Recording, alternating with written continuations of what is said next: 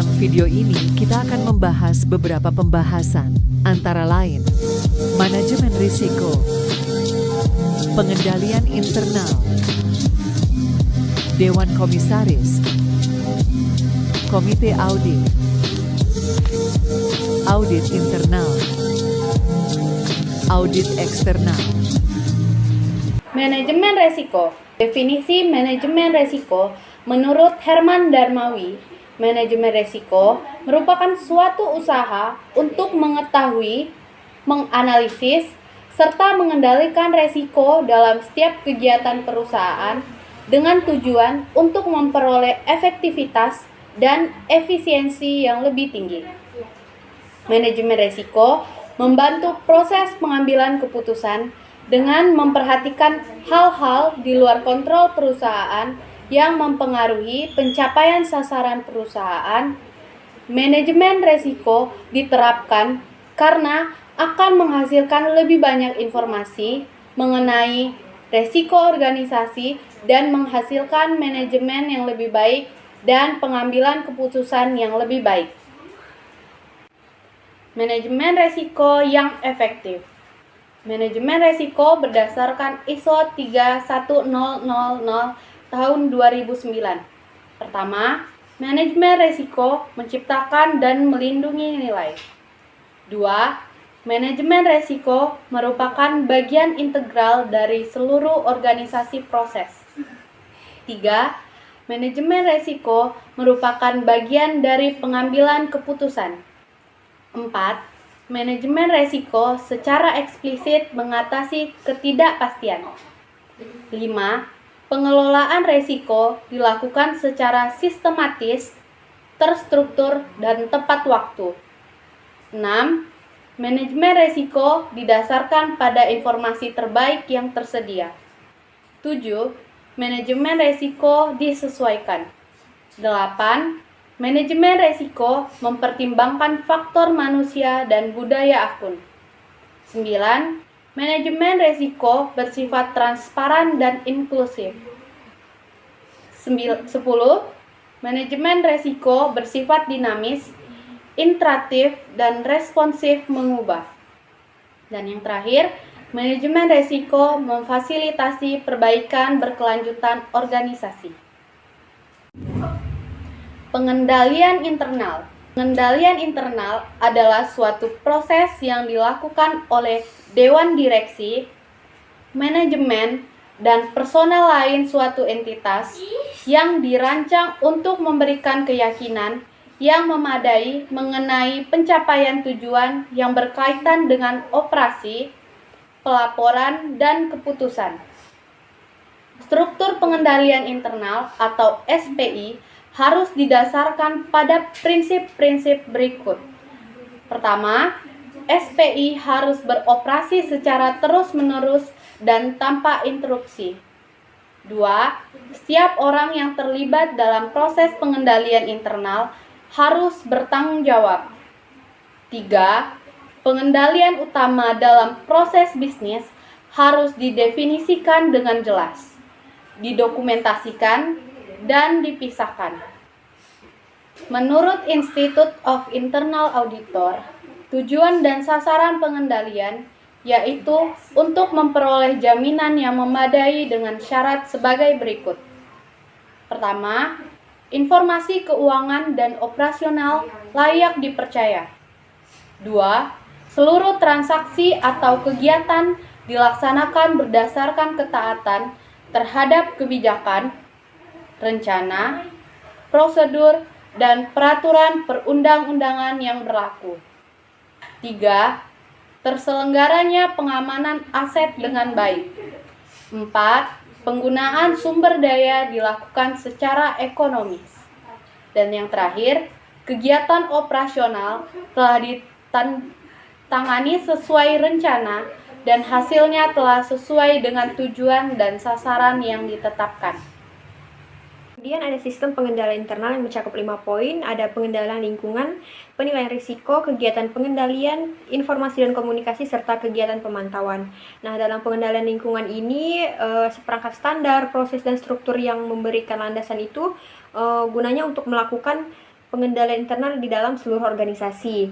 Kemudian yang kedua ada penilaian risiko, di mana penilaian risiko ini merupakan proses mengidentifikasi dan menilai risiko untuk mencapai tujuan dari perusahaan tersebut.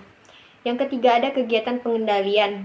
Dalam kegiatan pengendalian ini tindakannya itu berasal dari kebijakan dan prosedur yang gunanya untuk memitigasi risiko ke tingkat yang dapat diterima.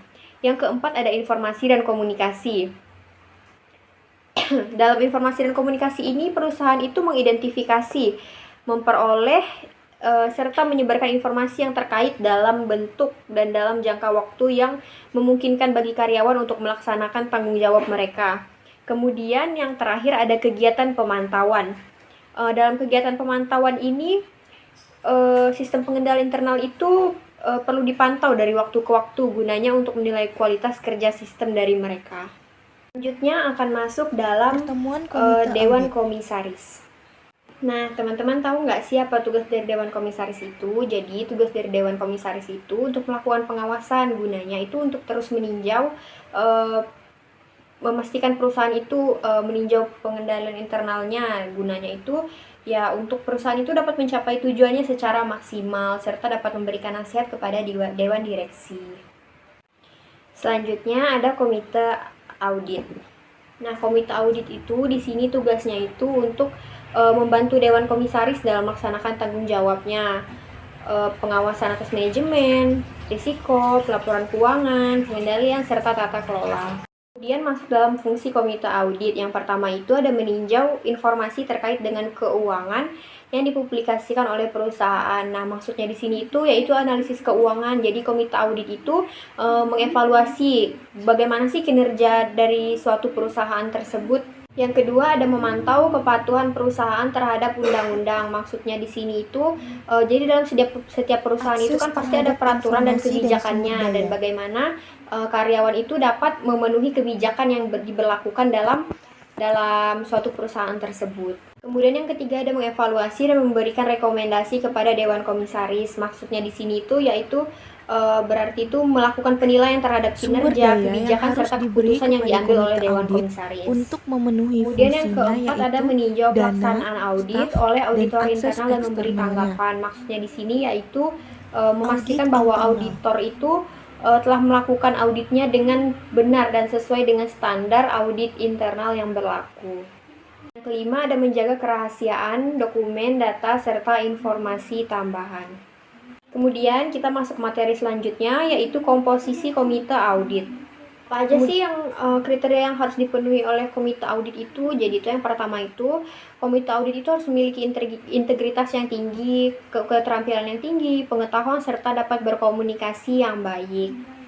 Nah, yang kedua ada memenuhi kode etik perusahaan. Jadi di setiap perusahaan itu kan pastinya memiliki kode etik, entah etika bisnis, etika kerja. Jadi komite audit ini harus bisa memenuhinya dan tidak melanggar kode etik tersebut.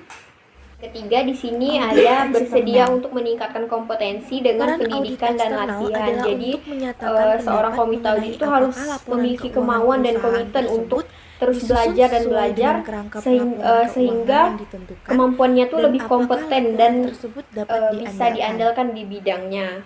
Keempat, ini salah satu anggota itu harus memiliki latar belakang di akuntansi dan keuangan. Jadi komite audit ini harus memiliki basic di bidang akuntansi dan keuangan. Kemudian yang kelima ada komite audit tidak boleh memiliki kepemilikan saham baik secara langsung maupun tidak langsung. Jadi maksudnya itu komite audit ini tidak boleh memiliki saham perusahaan yang diawasi oleh komite tersebut.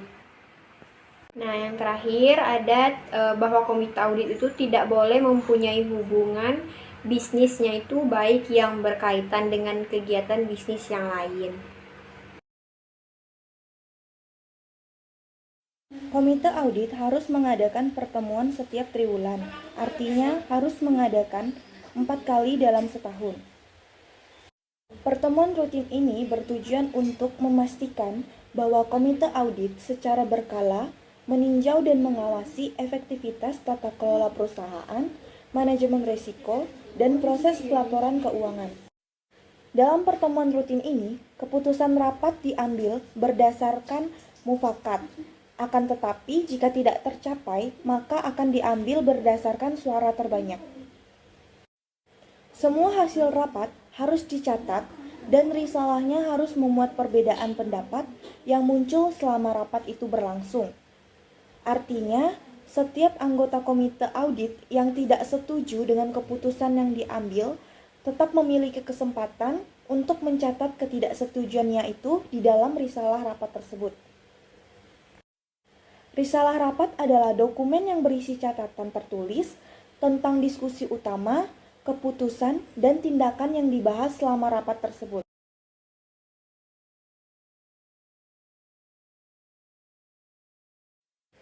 Dalam mengakses, anggota harus memiliki akses tanpa batas terhadap semua dokumen dan informasi perusahaan. Hal ini untuk memastikan bahwa komite audit memiliki informasi yang lengkap dan akurat untuk menjalankan tugasnya.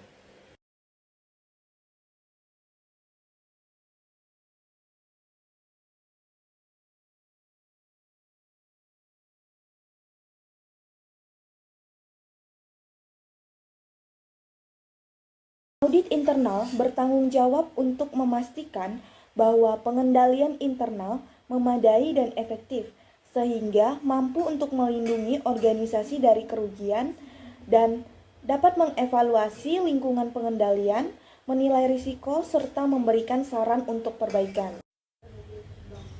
Audit internal memiliki tugas dan tanggung jawabnya. Yang pertama, untuk menyiapkan dan melaksanakan rencana audit tahunan. Yang kedua, mengkaji dan mengevaluasi pelaksanaan pengendalian internal. Yang ketiga, melaporkan dan menyampaikan hasil audit kepada Presiden Direktur dan Dewan Komisaris.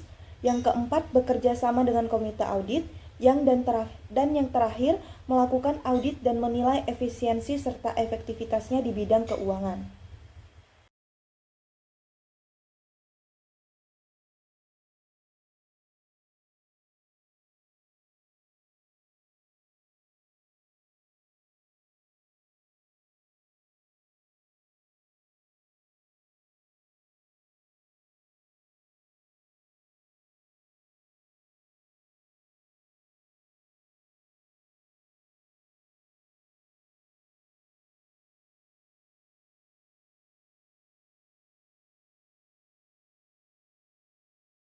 Audit eksternal ini memberikan pendapat independen kepada pemegang saham.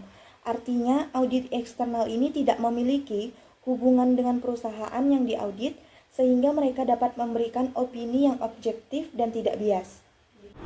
Oke, perkenalkan saya sebagai pemateri keempat akan menjelaskan hak dan kewajiban perseroan. Nah, di sini saya akan menjelaskan beberapa contoh dari hak dan kewajiban yang ada di perseroan dalam proses mengaudit. Nah, yang pertama adalah hak yang dimiliki oleh perusahaan yang diaudit. Yang pertama adalah memilih auditor eksternal yang memenuhi persyaratan sah praktiknya profesional di Indonesia. Selanjutnya, ada meminta auditor eksternal untuk memberikan rincian yang relevan. Lalu selanjutnya adalah menolak memberikan informasi yang tidak relevan dengan tujuan pemeriksaan. Dan contoh yang terakhir adalah meminta auditor eksternal untuk memberikan kompensasi atas kerugian yang disebabkan oleh hal tersebut. Selanjutnya adalah kewajiban. Nah, kewajiban di sini itu adalah kewajiban perusahaan yang diaudit. Yang pertama adalah memberikan informasi atau dokumen yang dibutuhkan oleh auditor, harus memuat informasi yang akurat, memadai, dan tepat waktu. Selanjutnya adalah berkoordinasi dan memfasilitasi auditor eksternal selama audit. Selanjutnya adalah melaksanakan seluruh rekomendasi yang dibuat oleh auditor eksternal secara lengkap dan tepat waktu. Dan yang terakhir adalah tidak melakukan upaya untuk menghalangi atau merintangi ruang lingkup audit. Oke, selanjutnya adalah janji temu atau appointment.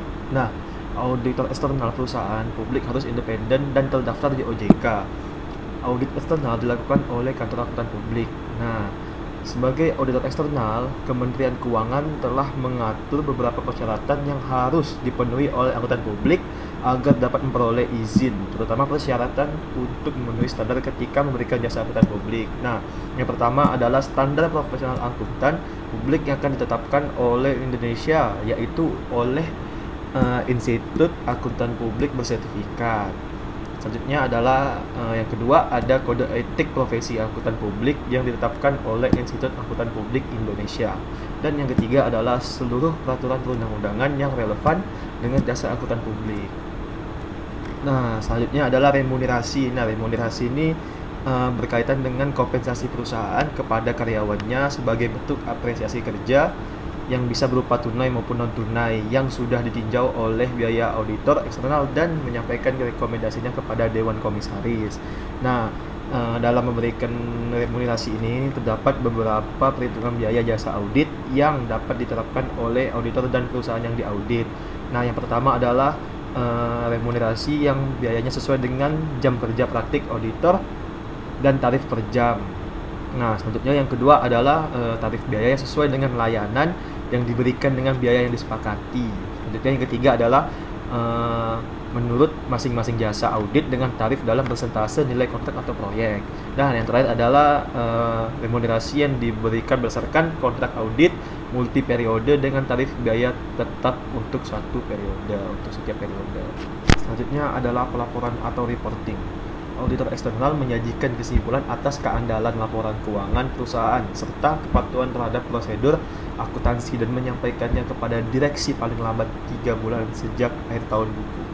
Nah, di dalam laporan audit tahunan itu ada meliputi beberapa hal yang terkait. Yang pertama adalah pendapat mengenai keakuratan laporan dan keuangan perusahaan dokumen. Dan selanjutnya yang kedua adalah informasi mengenai pelanggaran akuntansi atau keuangan yang ditemukan